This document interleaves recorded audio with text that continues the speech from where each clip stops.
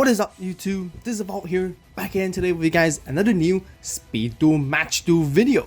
And today, we're going finally to play against one of the most powerful decks, infamous. I know a lot of you guys know about it.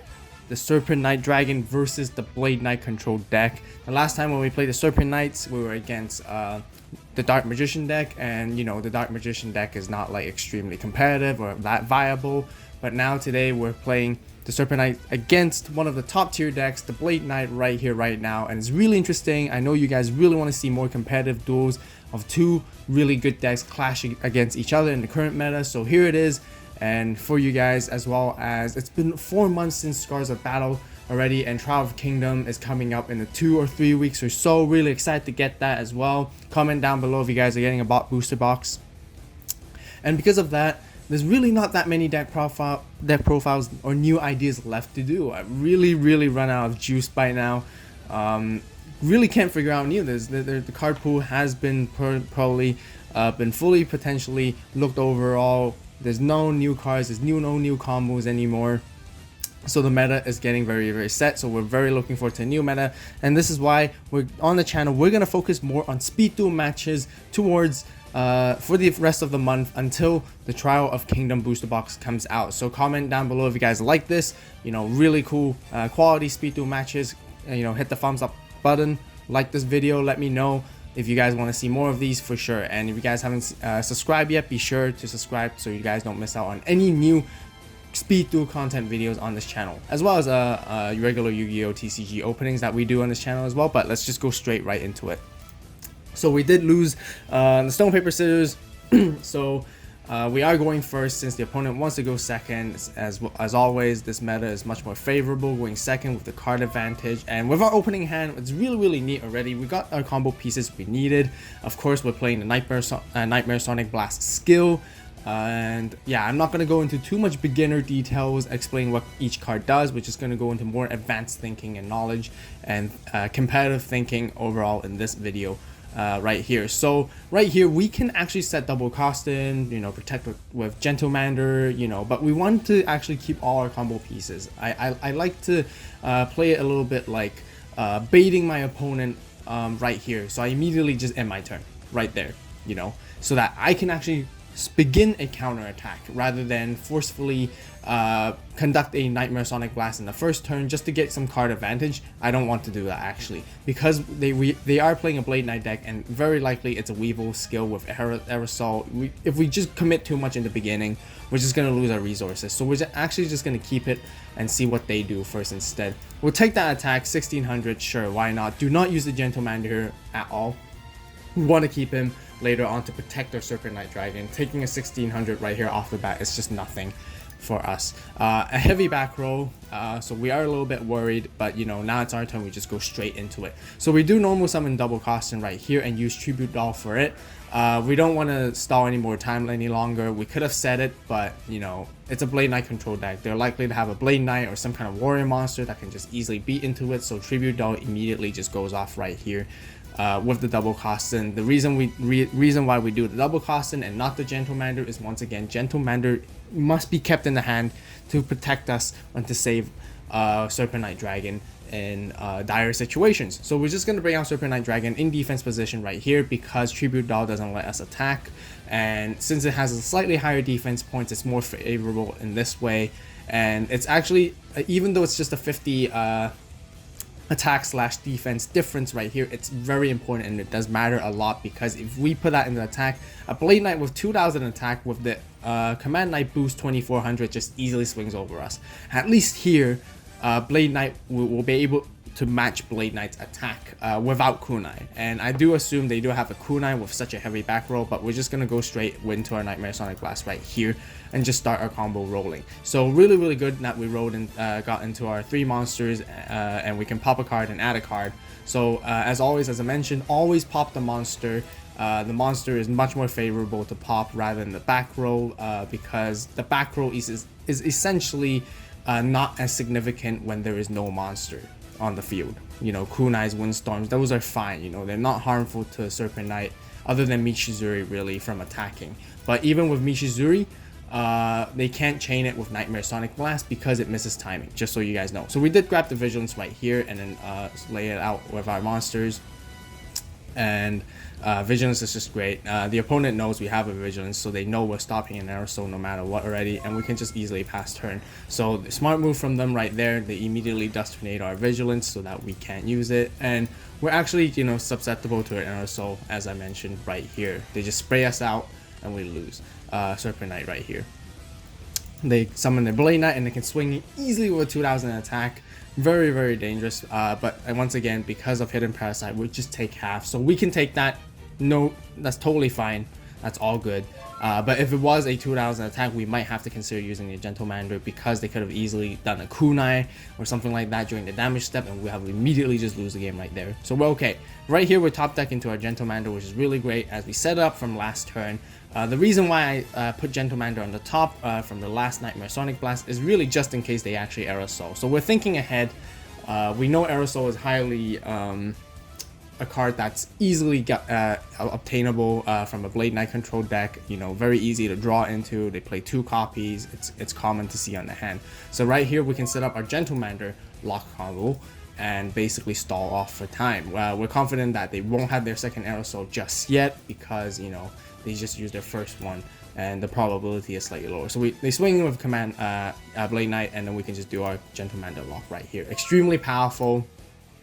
Really, really good timing where we did this so that, you know, we can stall and gather our resources right here. We can set our double costing for free right now, and because with Gentlemander, the opponent basically can't attack us at all no matter what. They do have the board advantage, honestly. They have 5 cards on the field, whereas we only have 3 with 1 Sphere Kuribo.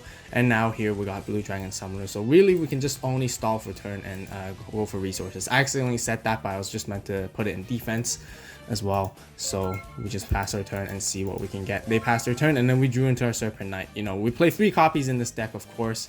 And you know, that's the reason why we need it as much as possible, as well as playing Blue Dragon Summoner allows us to search. So we can immediately just tribute our double costing and bring out our Serpent Knight right here, and we start once again our Nightmare Sonic Blast combo, you know, showing 2 monsters so then we can still pop 1 card, and we want to pop the Blade Knight. So we don't want to pop the Zombina because the Zombina can bring back the Command Knight, and Blade Knight is more of a threat to us, honestly.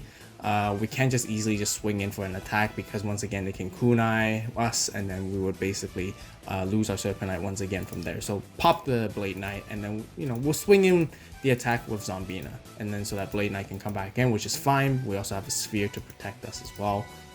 And on top of that, we got the Gentlemander lock. So we're just gonna go swing in full on attack position right here and see what they do with the Zombina. So they did summon Blade Knight back, and we can't attack with our Gentlemanders. Actually, whatever they summon, even if they summon Command Knight, we can't attack with the Gentlemanders. So that's fine. They can't attack us as well, so we can just simply just pass turn and wait and see what they got next. They set a monster right here. Once again, really like Dueling Book is much faster and smoother, but really unfortunate that for some reason they're just showing the attack and defense of the monsters, which totally just gives it away with what it is to you guys, because, you know, when we're playing, we just don't know what it is, honestly.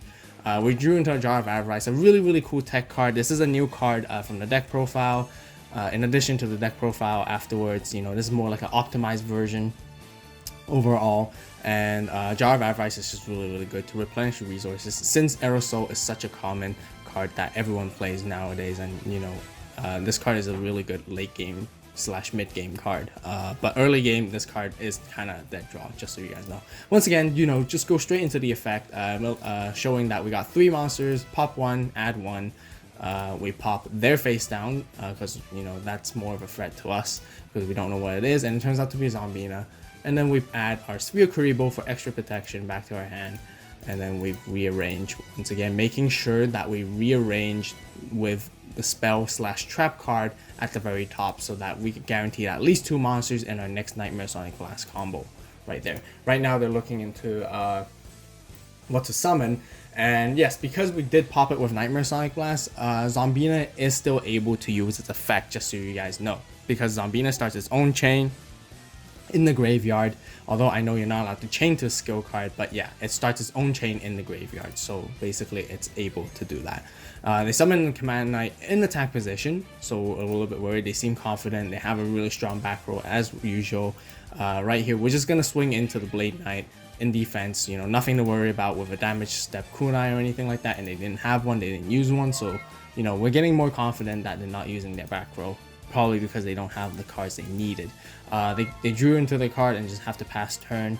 I think they're just trying to take advantage or maybe try to bait us into attacking more, and I really do think they might have a kunai, just waiting for the right time. But once again, Nightmare Sonic Blast right here, and showing 2 monsters because we guaranteed it and planned it, as well as a Vigilance, which is really nice. We want to keep put that at the top of our deck for sure, and we pop the Command Knight right there. Put the card events first, 2 monsters in between, and then the Vigilance, so that we draw into Vigilance our next turn to protect for greater protection right there, right here, and then we go swing in. Nothing to worry about the back row once again. Nothing can destroy us. Nothing destroys attacking monsters in this meta. They just Dust Tornado our card, which is a card advance, just for bait. We set it for that. We know they play a lot of back row removal as well, so they kunai our Serpent Night Dragon. Just so you guys are clear, they use Dust Tornado when we enter the battle phase, and then they use kunai on the declaration of attack. So they're not using Dust Tornado while we attack. Just so you guys know. We're swinging with both our Gentlemanders. You know, 1200, still good, a decent good amount of damage. 24 in total right here, and we got the advantage back on our side. Passing on to them, they still probably don't have an Aerosol just yet, but they set again a really strong back row, and we're just not sure what it is, but we're just gonna keep going aggressive right here. We got the card advantage once again. Like I mentioned, we're just gonna keep pushing forward. Revealed 3 monsters, pop 1, add 1, which is really good. We can add probably another Gentlemander. At this point, we've just got so many resources, but we actually add a Serpent Night Dragon to our hand because just in case they do Aerosol us, we can actually bring out a Serpent Knight still in the upcoming turns later on. So now set in our traps and swing in and see if we can go for game. So they do have a kunai, put it into defense. We'll swing in another one again. They have a second kunai, and let's see what their third card is. Turns out to be not ready for intercepting. So they play an RFI in there, but you know, doesn't help them at all against Serpent Knight, and we easily got game 1. So moving into side deck right here, and first of all, I apologize for a slightly longer video. I want to give you guys a very detailed breakdown of the advanced thought process of playing competitively here of the 2 decks. So you know, hope you guys enjoy it and appreciate your patience. And the side deck, we actually didn't side in anything at all. We just kept, the build was strong against Blade Knight. We just kept in it. Warrior Elimination, you know, do we need that?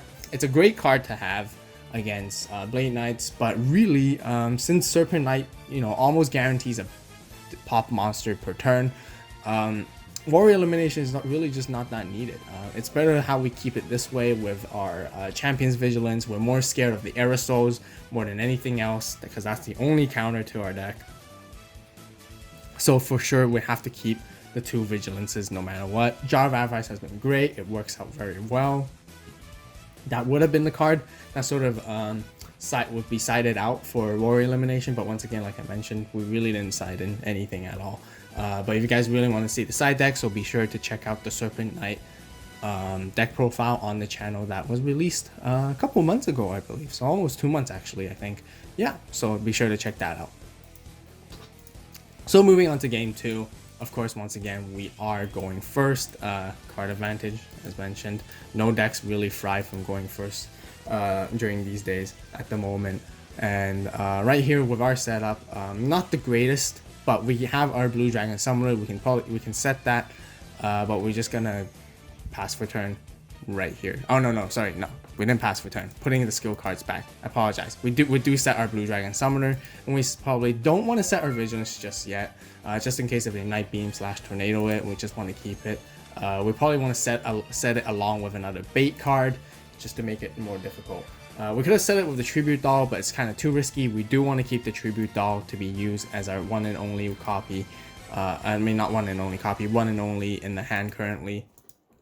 And they also play defensively and end their turn. So we top deck Serpent Knight, perfect. we can just go straight into Tribute Doll right here to special summon our Serpent Knight. Once again in defense positions, because we can't attack with Tribute Doll, and as well as I mentioned earlier, 2400 defense is actually, although small, but a huge difference.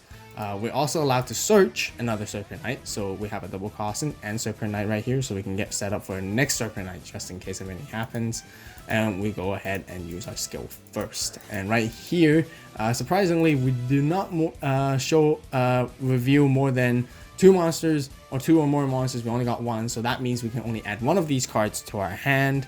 And we probably went for the Champion's Vigilance to our hand and rearrange. And of course, once again, keep the monster in between the 2 spells, depending on what we want to draw first. We put the Sphere Kuribo first, so that guarantees our monster review later, and we put Tribute Doll onto our top, so that next turn we'll draw it, and then we have a full combo once again with Tribute Doll, double costing into Serpent Knight for our backup play. And now we can just set both our Vigilances. They don't know they might think one of them is a bait, but honestly, both of them are here, and we're not afraid for a Dust Tornado to come in at all. So they summon their Blade Knight, flipped up Command Knight, and they attack right here. They probably want to do a damage step right here. Blade Knight is at, let's see, 2,000. Yeah, it's just 2,000 attack right here, since it doesn't get that boost with whatever it is. We let them go for it. But we just Vigilance, and they end up taking, they end up taking 400, but they actually should be taking 800 right here, because they're, no, sorry, it is correct. Yeah, they're at 2,000, let me do some math, 2,000 with Command Knight, and then with Kunai, I'm not sure why they wanted to do that. I think because they might have another Kunai, but we can't see the set card, so I think they wanted to do a double kunai or something, but since we Vigilance the first one, they can't do another kunai again, so I think they wanted to do both, probably, so that they can run over Serpent Knight. But you know, they have to pass their turn right here anyways, once again, so I apologize for that little confusion right there. Couldn't do math. Right here, once again, use our skill, 3 monsters, you know, really good. That's the most ideal thing we would like to see. We destroy the Blade Knight once again, because that's the bigger threat, and we can add 1 card to our hand. We add our card events, so then we have another option to do double costing card events Serpent Knight immediately, which is really good. And then we basically reset our monsters, putting Sphere Kuribo at our very top so that we can draw into it for defense later on. Set another bluff, just to make it difficult for the opponent to choose, with Dust Tornado once again, / Light Beam if they have one, and confidently we can just swing in as well and bring in our double costing, attack the Command Knight, and then swing in for greater damage right here. So a really good Vigilance play right there. Really lucky the opponent was thinking very carefully on what they wanted to do, and they really wanted to destroy our Serpent Knight, which is a good play as well. Right here, they set a monster and just have to turtle. And again, we just go at it with our skill, and we pop the monster as always. Don't pop the back row once again, because just in case, well, first of all, this is game 2, and if they know they're playing against Serpent Knights, they might have put in some security orbs or wild tornadoes, and you know, that's the last thing you ever want to pop with a Serpent Knight, because then that would just completely change the table onto you. So always pop the monster overall. And even though they get the Zabina effect, sure, why not? That's totally fine. We add our Gentlemander right there, and they bring out Blade Knight. And here is what we need to think about, whether we want to attack with Serpent Knight or not. Honestly, we can, because we do have a Vigilance set. I don't know why it's not revealing here our cards, but yeah, we do have a Vigilance, so we're not afraid of another Kunai with Chain right here if they do have one. So we do swing, and they take it right there. And yeah, we win, because next our double costing swings in, and that will be the end right here. Unfortunately, we can't really see what this card is. Let's see, can we show both? Yeah, it doesn't show for some reason, which is unfortunate. I remember Dueling Book does allow us to see and show whatever this card is, but you know, it could have been, I don't know what it could have been, honestly, overall. But yeah, yeah, so hopefully that dueling book will fix this. So this basically ends for the match 2 of Serpent Knight versus Blade Knight control right here. I hope you guys enjoyed this video and find it useful. Serpent Knight Dragon is indeed extremely powerful, I would have to say, against a Blade Knight deck and in this current meta as well. But it's actually not the absolutely most powerfulest deck, I would like to say as well, because there will be a new speed duel match coming up soon that I will showcase you guys how you can actually beat a Serpent Knight Dragon with a very forgotten deck, let's say that, right here. Eventually, so be sure to subscribe and to stay tuned. Click the notification bell so you guys don't miss out on any speed duel match videos or any speed duel content on this channel. This is the perfect place to be. If you guys enjoyed the video, be sure to hit that like button, comment down below on what you guys think as well, and yeah, basically see you guys next time. Thank you guys so much for watching. You guys have a great day, great night wherever you are, and this is AVAULT signing out.